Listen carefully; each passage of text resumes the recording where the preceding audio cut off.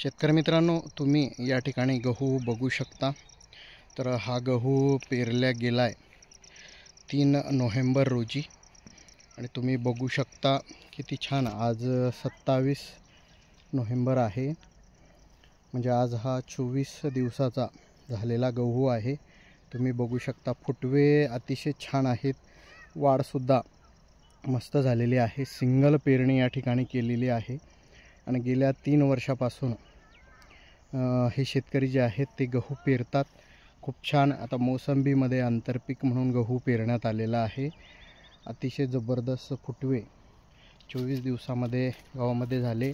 दुसरा खताचा डोस देणं अजून बाकी आहे, परंतु आजच्या स्टेजला जो गहू आलेला आहे तो दाखवावा यासाठी आपण हा खास व्हिडिओ सर्व शेतकऱ्यांसाठी देतोय।